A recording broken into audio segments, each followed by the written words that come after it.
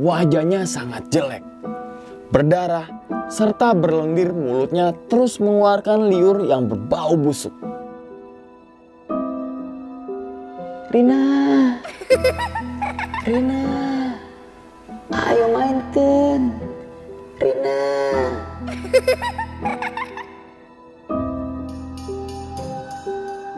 Ternyata Bang Yadi melepaskan kodamnya Mawar untuk menjemput supanya Rina.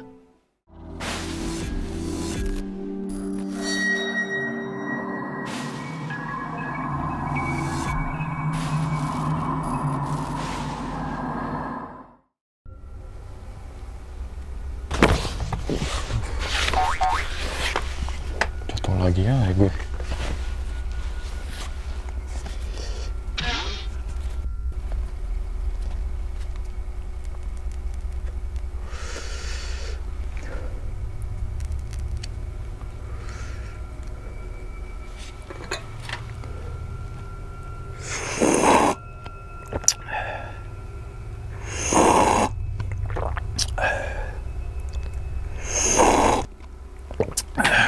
Kopi Lombok, mantap memang.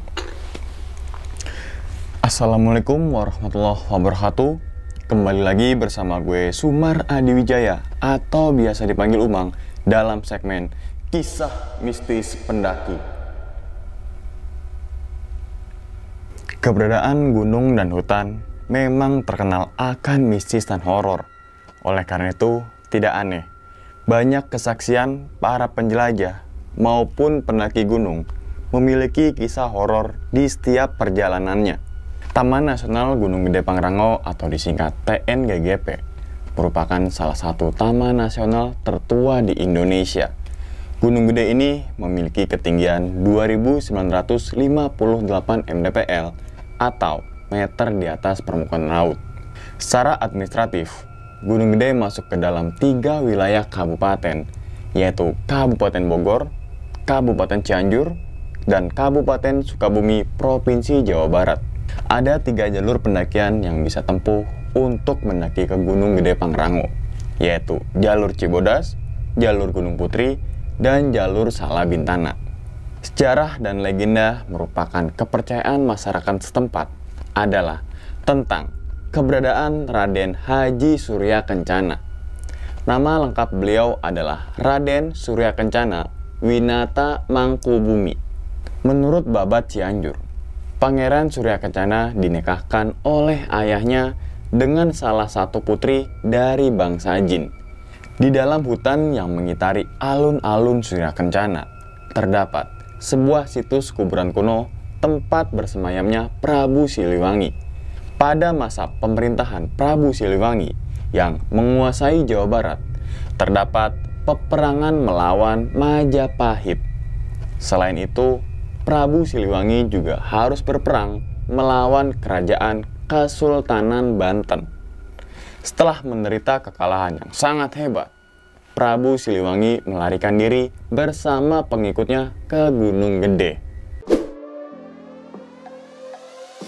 Pengen naik gunung tapi nggak punya perlengkapannya? Nih, Mahameru solusinya. Mahameru Survival Sol adalah brand perusahaan outdoor yang menjual perlengkapan pendakian. Ada banyak pilihan produk nih untuk para pegiat, backpacker, ataupun pecinta alam, seperti jaket, meja, tas, celana, sendal, dan lain-lain. Desainnya juga aman, nyaman, serta kekinian. Untuk informasi pemesanan, kalian bisa langsung mengunjungi ke marketplace yang tersedia. Kita langsung masuk aja ke dalam ceritanya. Ngopi horor segera dimulai.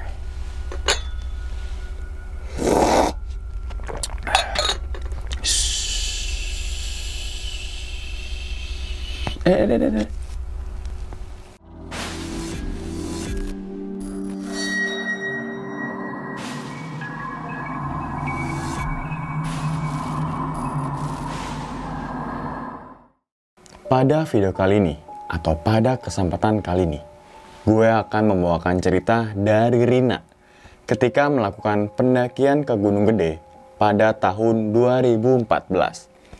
Rina ini adalah seorang perempuan asal Jawa Tengah yang perantau dan tinggal di salah satu kos di daerah Jakarta Selatan. Saat itu, Rina masih berusia 21 tahun. Karena melihat teman-temannya yang sering naik gunung, akhirnya Rina tertarik untuk mencobanya. Rina mengambil cuti 10 hari untuk mempersiapkan segala perlengkapan dan kebutuhan mendaki. Serta Rina nggak tahu menau kemana dan dengan siapa. Akhirnya, ia hanya mencoba ngabarin satu persatu dari teman-temannya, berharap ada yang bersedia untuk menemaninya mendaki gunung. Hingga keesokan harinya, ada satu teman yang bersedia, yang bernama Dito. Dito adalah salah satu teman Rina di tempat dulu Rina bekerja. Sebenarnya, Dito juga masih minim pengalaman untuk mendaki. Ia hanya baru beberapa kali mendaki gunung pada saat itu.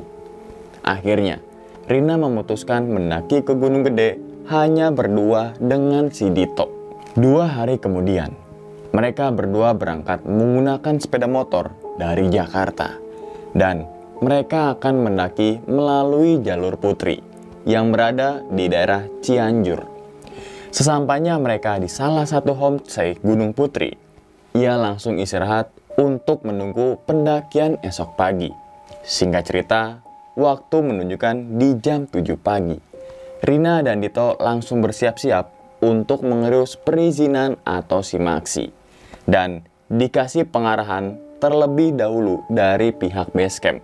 Tepat di jam 8 pagi, mereka berdua memulai pendakian.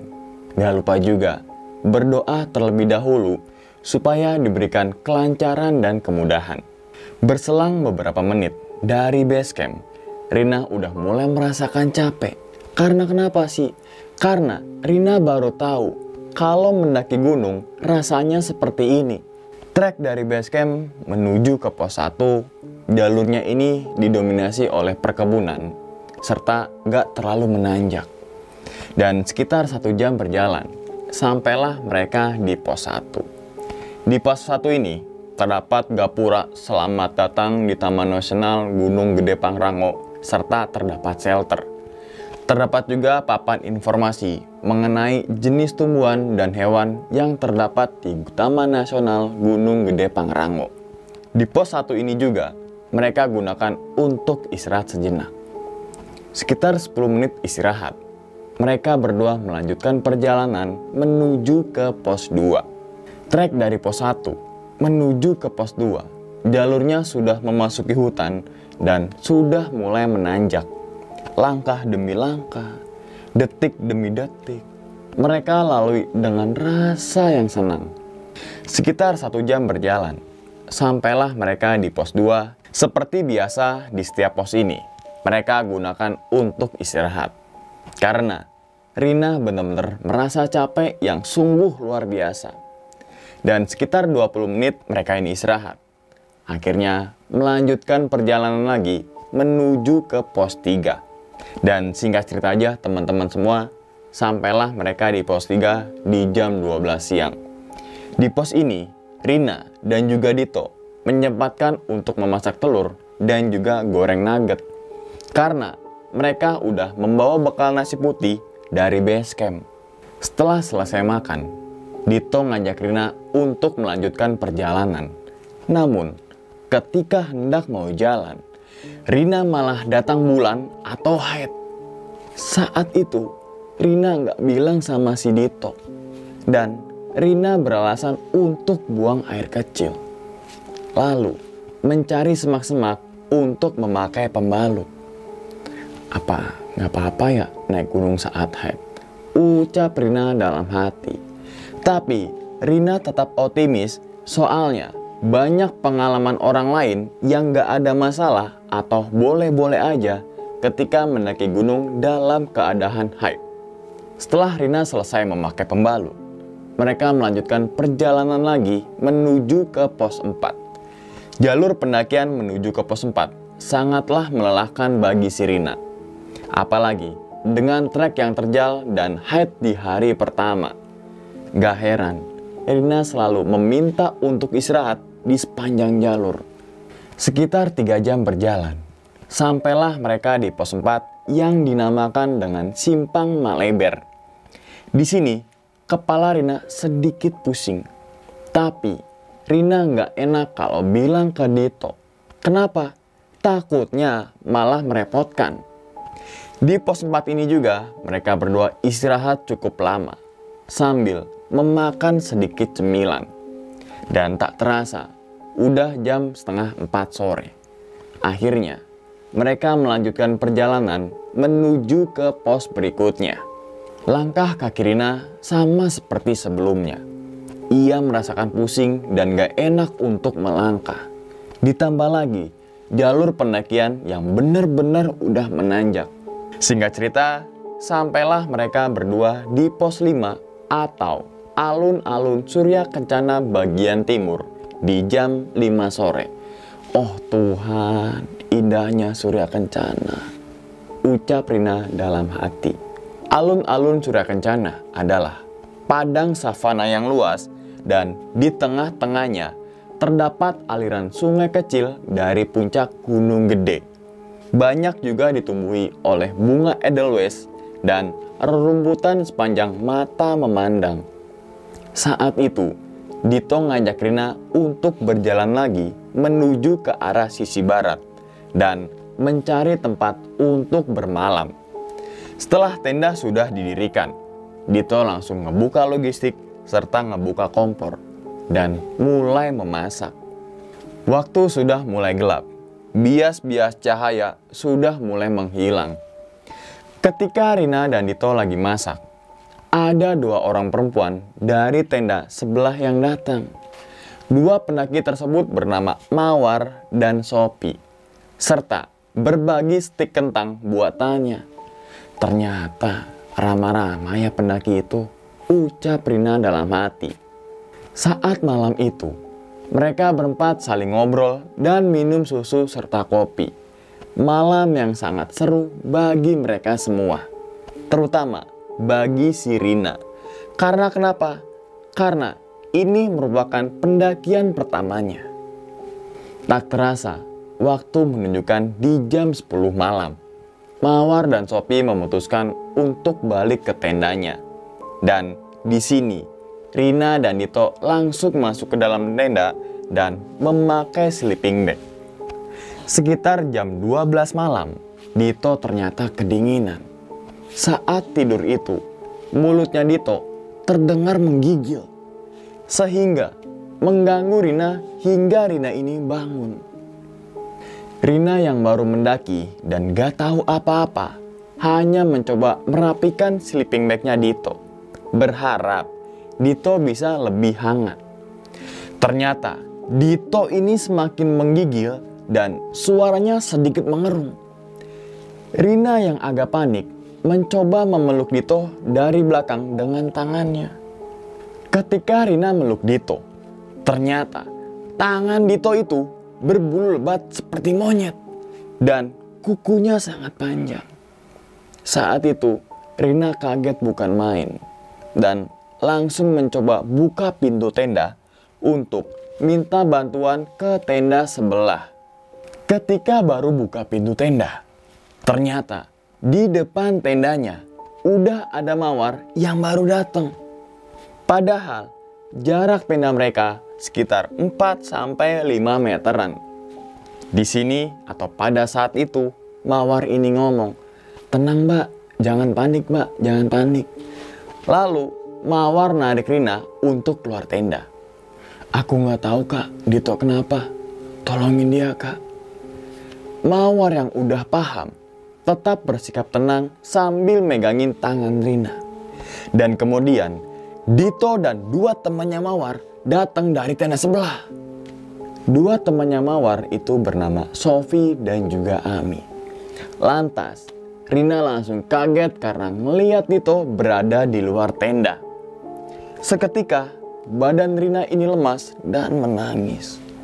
Ia teringat siapa yang menggigil dan mengerung di dalam tenda. Nampak jelas tangannya berbulu dan kukunya panjang. Saat itu, Mawar hanya memeluk Rina dan menyuruh Ami mengecek ke dalam tendanya. Ternyata di dalam tendanya Rina itu nggak ada siapa-siapa.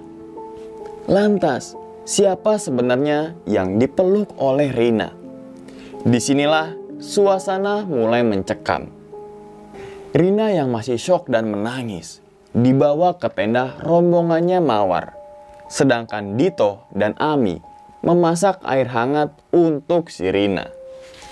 Saat Rina sudah sedikit merasa tenang, Mawar memutuskan untuk tidur di tenda milik Rina. Akan tetapi, saat jalan menuju tenda, Rina terkejut dan langsung pingsan. Untuk pertama kalinya, Rina ini ngeliat ada sosok tinggi sebesar pohon dan matanya merah serta kukunya panjang-panjang. Sosok tersebut berada tepat di belakang tendanya Rina. Saat itu, Rina langsung digotong ke dalam tendanya teman-temannya Mawar yang bernama Bang Yadi. Jadi teman-teman semua, Bang Yadi ini adalah sepupunya Mawar. Bang Yadi bisa melihat sesuatu yang gak bisa dilihat oleh manusia. Sedangkan Mawar ini, ia hanya bisa merasakan sesuatu melalui energi. Sejak di pos 4, Rina dan Dito bertemu dengan kelompok Mawar. Mawar dan Bang Yudi udah mengetahui ada sesuatu yang gak beres dengan Rina, yaitu ada dua sosok yang mengincarnya. Sosok yang pertama, ia hanya memperhatikan Rina dari kejauhan dan belum berani mendekati. Yang sosok kedua, dia melompat dan menempel dari pohon ke pohon, terus memperhatikan Rina.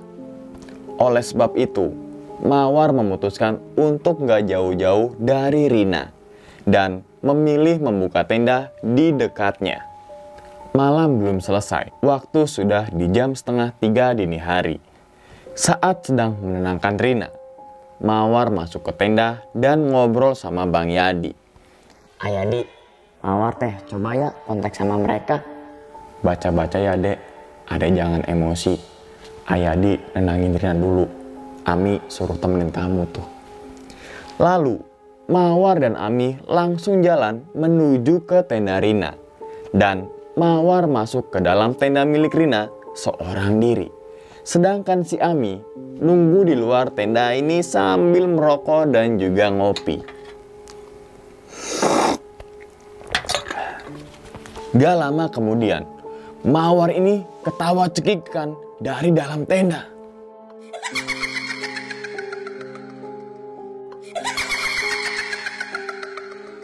Di sini, Ami meminta Dito untuk nemenin.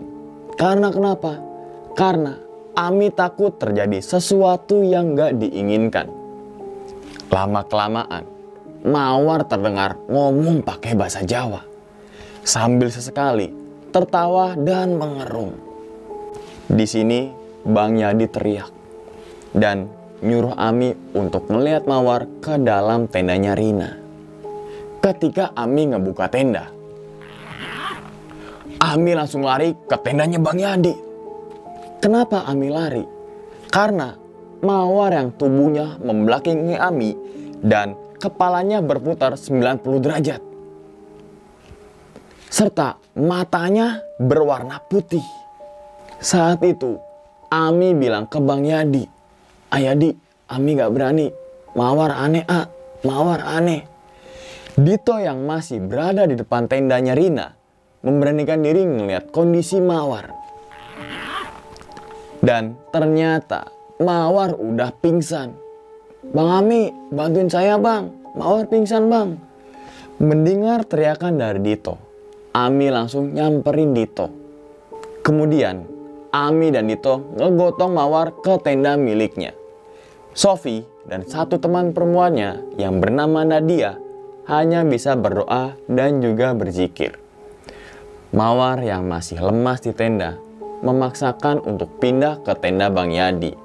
Lalu Mawar bilang ke Bang Yadi, "Maaf ya kalau nggak gitu Mawar takut bablas." "Iyo, kamu istirahat dulu dek." Jadi, dua sosok itu sebenarnya nggak jelas menyukai atau marah ke Rina. Bukanlah tanpa sebab ternyata teman-teman semua. Jadi, saat berada di pos 3 dan saat Rina beralasan untuk membuang air kecil, Rina membersihkan sisa bekas haidnya menggunakan tisu. Lalu, ia mengubur tisu tersebut di belakang pohon besar. Rina mengira karena tisu itu mudah hancur saat dikubur. Dan dari situ, kedua sosok tersebut mulai mengikuti Rina. Di tengah suasana mencekam, akhirnya Mawar memberanikan diri untuk nanya ke Rina. "Rin, sehabis kamu mengubur tisu di pos 3, kamu ngapain lagi?" "Kok kamu tahu sih, Kak?" "Aku takut, Kak. Aku takut." "Gak apa-apa, jawab aja, Rin. Anak-anak di depan gak ada yang tahu kok." "Iya, Kak. Aku kan haid di pos 3. Aku juga kaget, Kak. Jadi aku bersihin pakai tisu. Tisunya itu aku kubur. Maksud aku biar cepat melebur, Kak. Dan sebelum aku pakai pembalut, aku pipis dulu di lubang dekat kubur tisu, Kak. Aku juga nggak tahu kalau akhirnya kayak gini, Kak." "Ya udah, Rin, kamu istirahat aja di sini ya." Baru selesai merebahkan badan, Mawar langsung bangun lagi dan Bang Yadi pun yang masih duduk di dalam tendanya mengusap kepalanya sendiri.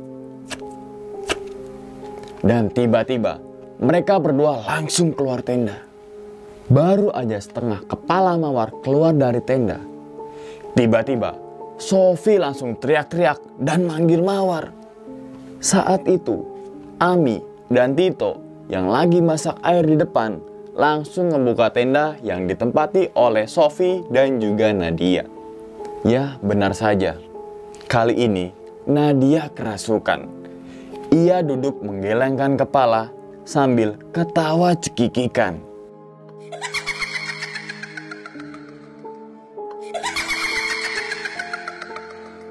Sofi yang berada di samping Nadia lagi nangis dan hanya nutupin kepalanya saja. Gak lama kemudian, Nadia manggil-manggil nama Rina. Rina, Rina, ayo mainkan. Rina. Nadia ini nampak seperti kerasukan anak kecil yang suka sama si Rina. Jadi, yang merasuki Nadia adalah makhluk yang sama yang sedari pos 3 sudah memperhatikan Rina. Ia yang melompat dari pohon ke pohon dan mengikuti sampai ke alun-alun Surya Kencana. Menurut Yadi, makhluk ini sejenis jin dan bentuknya memang menyerupai manusia, tapi sangat bungkuk hingga kepalanya sejajar dengan perutnya. Dan wajahnya sangat jelek, berdarah, serta berlendir mulutnya terus mengeluarkan liur yang berbau busuk. Saat itu, Mawar yang masih sedikit lemas mulai bermeditasi dengan sosok tersebut. "Assalamualaikum." Rina, ayo main. Rina, ayo main. Rina. "Kamu teh ngapain? Jangan ganggu teman saya." Ayo resep anjen Rina. Ayo kita mainkan. "Nah, anjeun resep Rina." Anjena anjir pisan. "Atos anjeun ulah ganggunya, anjeun angkatnya." Belum sempat mengeluarkan makhluk di dalam tubuh Rina, tiba-tiba Rina ini teriak dan seketika tenda Bang Yadi yang ditempati Rina seperti diterjang oleh badai. Tenda tersebut terlihat terombang-ambing dan Rina menangis histeris di dalam tendanya. Seperti ada sesuatu yang menggeser tenda itu. Bahkan tenda itu bergeser sekitar 20 cm dari tempat semula. Padahal di dalam tenda masih ada barang-barang dan juga ada Rina. Pasak yang menahan tenda pun tercabut semua. Sebenarnya apa yang terjadi? Melihat hal tersebut, Bang Yadi langsung lari ke tenda miliknya. Dan alhamdulillah, Rina hanya ketakutan dan menangis sesegukan. Semua teman-temannya Mawar kaget dengan kejadian tersebut. Untungnya, Mawar berhasil mengeluarkan makhluk di dalam tubuh si Nadia. Sebenarnya, sesaat sudah makhluk itu keluar dari Nadia, ada makhluk lain yang ingin masuk lagi. Tetapi, Mawar sendiri yang menahannya. Dito dan Ami bergegas membantu Rina. Dan Bang Yadi mengeluarkan Rina dari dalam tendanya. Lalu, memindahkan Rina ke dalam tendanya si Mawar. Saat suasana sedang mencekam, sayangnya gerimis mulai turun. Lalu, Dito berinisiatif memindahkan flashlight di tenda miliknya ke tenda kelompoknya Bang Yadi. Dito dan Ami lalu segera mencopot dan memindahkan flashlight tersebut. Melihat kejadian itu, tiba-tiba Bang Yadi mengambil pisau dan membuat lubang kecil di dekat tenda. Setelah itu, Bang Yadi ngambil segelas beras dan mengubur setengah beras itu di dalam lubang yang ia gali. Kemudian, sisa beras yang gak dikubur ditabur di sekitaran tenda. Mawar, Ayadi ke mata air dulu ya. Mau mandi sebentar. Dito dan Ami istirahat aja di dalam tenda gue. Rina biar sama Mawar. Mawar hanya mengiyakan perkataan dari Bang Yadi. Sebenarnya, Dito menawarkan diri untuk nemenin Bang Yadi. Tapi, Bang Yadi menolak dan hanya mau sendirian aja. Kemudian, Bang Yadi ini turun menuju ke mata air. Padahal saat itu cuacanya sangatlah dingin. Ya mungkin Bang Yadi mempunyai maksud dan tujuan tertentu. Mereka hanya menunggu hingga Bang Yadi datang kembali. Mawar di tenda miliknya bersama si Rina, Sofi bersama Nadia, sedangkan Dito dan Ami berada di tenda miliknya Bang Yadi. Mawar terus menenangkan Rina yang masih terus menangis. Kondisi Nadia masih begitu lemas, dan Sofi hanya berdiam diri. Malam indah di Surya Kencana itu nggak ada. Mereka semua hanya berdoa agar tidak terjadi apa-apa lagi. Namun, nggak hanya sampai di situ aja. Mereka terus dihantui oleh makhluk-makhluk tersebut. Dan nggak lama kemudian, tiba-tiba hujan turun dengan sangat deras. Angin terus menerjang tenda mereka semua. Ini benar-benar jauh di luar dugaan. Saat itu, mereka semua sangat ketakutan kecuali Mawar. Dito yang berinisiatif menjemput Bang Yadi dilarang oleh Mawar. Kak Mawar, Bang Yadi gimana ya? Udah, biarin aja. Kita di tenda aja, Dit. Apa yang saya jemput aja, Kak? Takut Bang Yadi kenapa-napa. Jangan, Dit. Udah, kita di dalam tenda aja. Jangan ada yang keluar ya. Suasana sangatlah hening. Di luar tenda hanya terdengar hujan deras dan angin yang terus-menerus menggoyangkan tenda mereka. Sekitar 10 menit, Bang Yadi akhirnya datang. Dit, bukain tenda dong. Dingin banget di luar. Iya, bentar. Namun, ketika Dito baru ingin ngebuka tenda, Mawar langsung teriak, Dito, jangan dibukain. Ayadi bisa buka tenda sendiri. Ingat, tadi Ayadi bilang apa? Kalian diem aja di tenda. Di luar itu bukan Ayadi, Dit.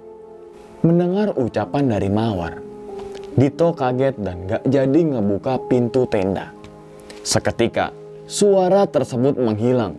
Tuk. Belum juga Bang Yadi datang. Kali ini, banyak suara-suara di luar tenda. Terdengar jelas, ada beberapa suara babi hutan dan mengacak-ngacak barang mereka di luar. Akan tetapi, mereka juga gak berani mengeceknya. Bahkan, Mawar juga melarang mereka untuk keluar tenda. Saat sedang dilanda ketakutan, tiba-tiba suara di luar tenda itu menjadi hening. Hujan pun berhenti dan angin gak seperti sebelumnya. Suara babi yang mengacak-acak pun sudah menjauh dan lalu menghilang. Gak lama setelah itu, dari luar tenda terdengar ada suara kaki yang datang. Ternyata itu adalah Bang Yadi. "Ami, ambilin tas kecil gue dong di dalam." Namun, Ami serta Dito gak berani ngejawab. Bahkan, mereka hanya berdiam diri di dalam tenda. Tetapi, Mawar langsung keluar dari tendanya. "Gimana, A? Udah? Udah, War. Aman kan di sini?" Belum sempat Mawar ngejawab, tiba-tiba Ami teriak, "Mawar, itu beneran Bang Yadi bukan?" "Kalau yang ini beneran Komi." "Ya Allah," ucap Mawar sambil sedikit tertawa. Sambil ketawa juga, Bang Yadi mengoyangkan pintu tendanya dan bermaksud untuk ngisengin Dito dan Ami yang lagi ketakutan. Maaf, saya ganggu, jangan ganggu saya," ucap Ami dengan nada panik. Mawar yang mendengar ucapan dari Ami ikutan ketawa. Sofi, Rina, dan Nadia ikut tersenyum. Walaupun sebenarnya mereka masih dihantui dengan rasa yang cemas. Saat itu, Bang Yadi membuka tenda dan sambil ketawa. "Srep, santai, ini gue beneran kok." "Jangan nakutin gue lah Bang." Iya, iseng doang tadi. Lagian lu cowok, cemen banget lo." Setelah itu, Bang Yadi ngebuka tas kecilnya. Ia terlihat mengambil dan ngebuka Al-Quran kecil yang ia bawa. Lalu menyuruh yang lain untuk tidur dan juga istirahat. Sedangkan Bang Yadi sendirian di luar teras tenda. Tak terasa, waktu udah jam 5 pagi. Mungkin karena kecapean, semuanya masih tertidur lelap.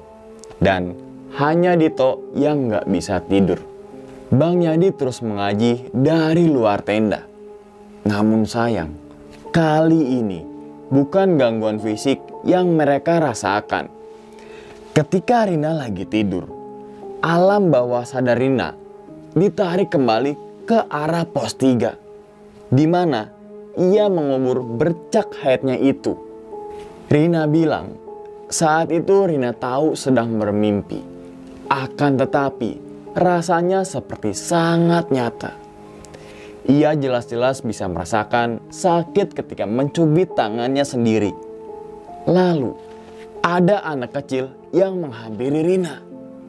Yang menakutkan adalah anak kecil itu gak memiliki mata. Lalu, ia ngajak Rina main ke rumahnya. Dan anak kecil itu nunjuk ke arah rumahnya. Sedangkan Rina gak ngeliat kalau ada rumah di sana. Melainkan hanya pohon-pohon besar dan dedaunan kering. Anak kecil tersebut terus menarik Rina seperti memaksa. Rina sangat kebingungan dan hanya menangis menolak ajakan anak kecil itu. Dan sambil ngomong, "Aku gak mau, aku mau pulang ke rumah. Di surga kencana, Bang Yadi udah mengetahui hal itu. Ia lalu membangunkan Mawar dan menyuruh Mawar duduk di depannya. Serta Bang Yadi megang pundak kanannya Mawar. Sambil terus membacakan sesuatu. Gak disangka-sangka, ternyata Bang Yadi melepaskan kodamnya Mawar untuk menjemput Sukmanya Rina. Mawar sendiri belum dapat mengontrol dirinya. Maka dari itu, Yadi selalu mendampingi Mawar kemanapun Mawar pergi. Mengapa Bang Yadi nggak memakai kodamnya sendiri untuk menjemput Sukmanya Rina? Karena kodamnya Bang Yadi berjaga di sekitar tenda mereka. Terlalu bahaya jika kodamnya Bang Yadi yang menjemput. Karena mereka sudah masuk dunia gaib. Dan bukan gak mungkin kalau makhluk lain gak suka dan marah dengan mereka. Kita kembali lagi ke Rina. Kali ini anak kecil itu memaksa Rina untuk main ke rumahnya dan terus megang dan narik tangannya Rina. Rina ini menjerit kesakitannya karena kenapa? Karena anak itu mencengkram tangannya Rina sangat keras hingga tangan Rina berdarah. Saat itu anak kecil tersebut langsung menatap Rina dengan sangat marah sebab Rina terus-menerus menolak ajakannya. Di waktu yang bersamaan, tiba-tiba kodamnya Mawar itu datang dan menjemput sukmanya Rina. Seketika anak kecil itu pun melepaskan cengkeramannya dan pergi ke arah pohon-pohon dan semak belukar. Rina langsung mencari sumber suara Mawar. Namun enggak kelihatan Mawar itu di mana. Dan pada akhirnya Rina terbangun dari tidurnya. Di sini, Rina langsung menangis sambil megangin tangan yang kesakitan. Rina sudah kembali alam sadarnya. Dan namun anehnya teman-teman semua, di tangannya Rina terdapat bekas yang membiru dan masing-masing ini masih terasa sangat sakit. Dari dalam tenda, Rina terus menangis kebingungan dan mencari-cari Mawar di sekitarnya. Memang saat ini Mawar sedang berada di luar tenda bersama Bang Yadi. Ketika dipanggil Rina pun, Mawar belum bisa menjawab. Mawar bersyukur ketika sukma Rina sudah kembali. Tetapi sayangnya, setengah jiwa Mawar malah tertahan dan berada di salah satu titik gunung gede. Konsekuensinya adalah jika setengah jiwa dari Mawar nggak kembali ke raganya, Mawar bisa sadar. Tetapi ia bisa kehilangan ingatannya. Sebab Mawar sebenarnya belum bisa mengontrol kodamnya. Ada sesuatu yang menghalangi Mawar untuk Mawar ini kembali. Ia kuat dan mengikat Mawar di alam gaib.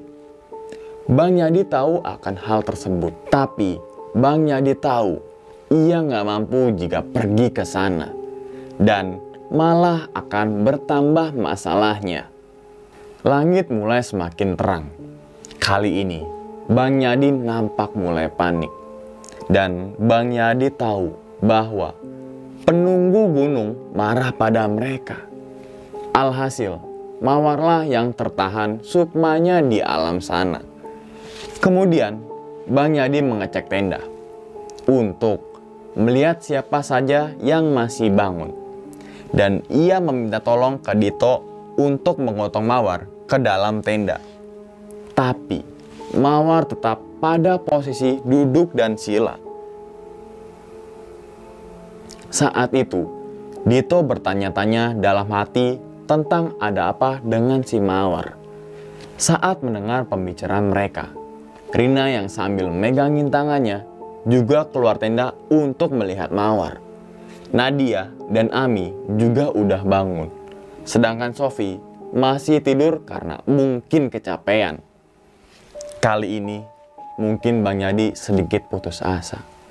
Matanya menangis dan terus membaca sesuatu di samping Mawar. Bang Yadi merasa gagal mengetahui sumber masalah sebenarnya. Ia mengira semua ini hanya karena Rina membuang bercak haid ketika di pos 3. Tetapi sayang, itu bukan masalah utamanya. Rina ditandem dengan sesuatu yang musyrik. Dan sedari kecil, darahnya seperti sudah menyatu dengan jin. Tetapi, itu sudah berangsur sangat lama. Bang Yadi sebenarnya tahu akan hal itu sejak awal. Akan tetapi, Bang Yadi mengira itu tidak menjadi masalah karena jinnya tidak mengganggu dan hanya diam di tubuhnya Rina. Ternyata ada penunggu gunung yang sangat marah karena hal itu. Rina dianggap mengotori suatu kawasan dengan darah haid yang juga darah dari jin tubuhnya. Bang Yadi pun mulai berpendapat jika penunggu gunung marah pada jin di dalam tubuhnya Rina. Tetapi Bang Yadi belum mengetahui pasti sebab masalahnya itu apa. Waktu sudah terang dan hampir jam 7 pagi, namun langit terlihat mendung dan tertutup oleh kabut. Dan Mawar pun belum bisa kembali. Saat itu, kondisi Mawar tetap duduk bersila tanpa kesadaran di dalam tenda. Walaupun Bang Yadi seorang yang mempunyai kelebihan spiritual dan juga menjadi seorang santri, tetapi dia paham masalah ini sudah di luar batasnya. Bang Yadi benar-benar hampir putus asa. Di samping Mawar, matanya kini terus menangis. Dia terus berdoa, dan sedangkan yang lainnya tidak mengerti apa-apa. Melihat kondisi Bang Yadi, mereka pun belum berani menanyakan apa yang terjadi sebenarnya pada Mawar. Dan tiba-tiba, dari luar tenda, ada seseorang kakek-kakek yang datang. Saat itu, Yadi langsung meminta maaf. Dan kakek-kakek tersebut menampar Bang Yadi. Bah! Dan mereka semua sontak kaget dengan kejadian tersebut. Bang Yadi hanya bisa diam dan matanya terus menangis. Kamu jangan sembarangan. Ini bukan alam kamu. Sehabis ini, kamu pulang. Dan kamu harus kembali ke pondok untuk belajar lagi.